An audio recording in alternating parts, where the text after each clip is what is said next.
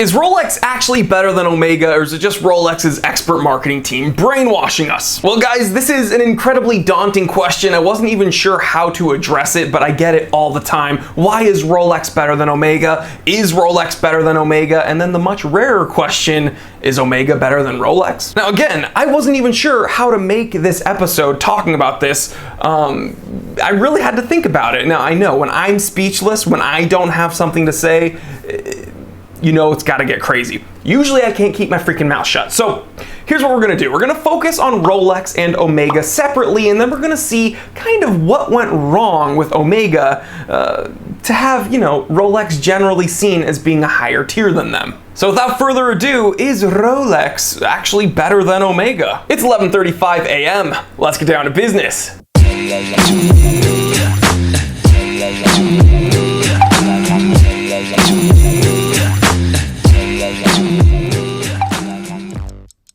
Alright, so let's go ahead and focus on Rolex for the beginning of this episode. Now, Rolex, on paper, is actually a much younger company than Omega. Rolex was officially founded in 1920. Now, guys, early on, Rolex attained some pretty impressive achievements because in 1926, only 6 years after they were officially founded, Rolex created the proprietary waterproofing system that is the oyster case with the threaded crown, making Rolex one of the first companies to ever use a threaded crown. So, okay, sure, all that really cool hip technology, that's impressive, right? But easily the best thing Rolex ever did for their company early on was create a product line and not deviate from it. Now, again, we're gonna kind of have to forget the Cellini series ever was a thing, because Cellini's, you know, they made way too many of them, kind of what Omega did. And yeah, Cellini never was very popular, wasn't ever very prominent. So yeah, forget Rolex Cellini. But for the most part, consistency is key, and Rolex knew that. And ever since the 1920s,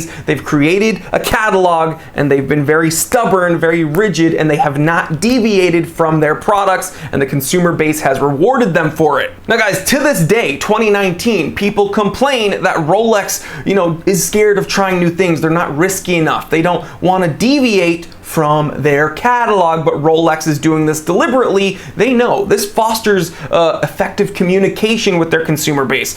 People know what they're getting when they get a Rolex, but most importantly, people have a very clear image of what a Rolex is, and people know immediately what they want, and that's invaluable to Rolex. Rolex wants that. So guys, this effective communication, this stubborn rigidity to their catalog, this confidence that their consumer base has with Rolex, this has allowed Rolex to expand and have the hugest brand equity out of any watch company ever. And finally, the last positive I can see about Rolex is they're not controlled by any larger watch company, right? Rolex is actually controlled by a family trust, technically, so yeah, no one really calls the shot except for Rolex. And this is in stark contrast to Omega. That's right, we gotta look at Omega now. Now, Omega on paper is a much older company than Rolex, officially founded in 1848. Now, guys, for my longtime viewers, you know my two favorite companies are Seiko and Rolex, but I definitely do not count Omega out. I love Omega, I have a few of them. I'm wearing my Omega Seamaster, this vintage 1020 movement automatic day date with an integrated bracelet. Beautiful, beautiful watch.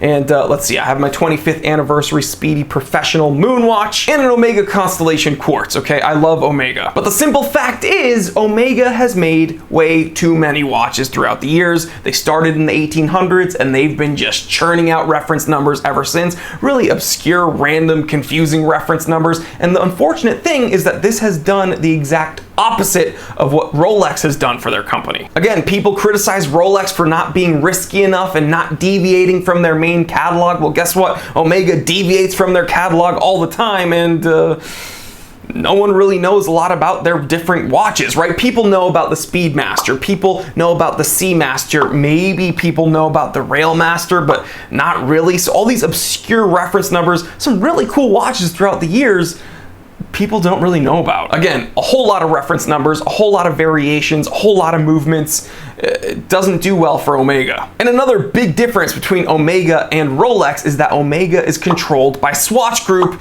and that means Swatch Group can control what movements Omega uses. They can control where Omega is allowed to go or not go. Like, Omega is not allowed to go to Baselworld, and that's not good for Omega. Okay, when all these heavy hitters like Rolex and Panerai and Vacheron and some really high high-level companies are showing off their new watches, Omega's not even allowed to be spoken about because they just won't go. Swatch Group won't let them go. And this is business 101. The worst thing a brand can do for themselves is be obscure, and that's exactly what Swatch Group is doing to their brands when they don't let them show up at Baselworld. That's just silly. The more people see you, the more people talk about you, and hopefully the more consumers you will have. Like, that's like me starting a YouTube channel but not uploading anything, or only uploading things as private. Like, that's silly. No one would watch my episodes. So why the heck is Swatch Group hiding Omega from people when that's the #1 watch show in the world? Like,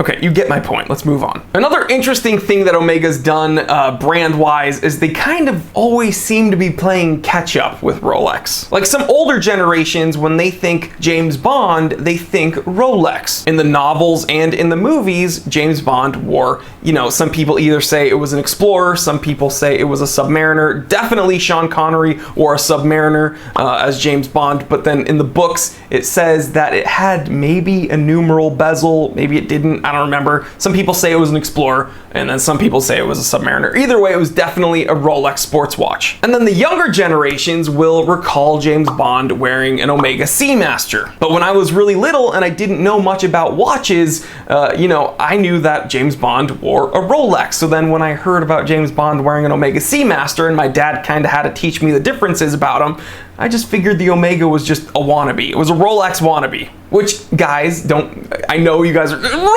wannabe? My Omega Seamaster Aquaterra is amazing.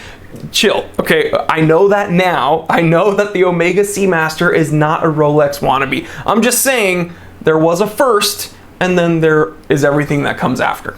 We'll just leave that be. So I don't know about you, but in my head, James Bond wears a Rolex. Now, one big plus I have to give to Omega is that Omega, in my opinion, has always made way better chronographs than Rolex. The only issue is, again, Omega just made way too many of them. Stop making random reference numbers, random variations. Just stick with what you know and make them good.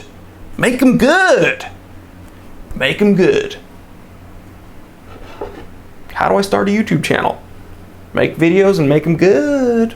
Make them good. So guys, Omega is an older company than Rolex, but again, they've I don't want to say they've been too risky, but they've played it a little bit loose, right? They've made way too many reference numbers. They've made way too many different kinds of watches. When you think Omega, you probably just think Speedmaster.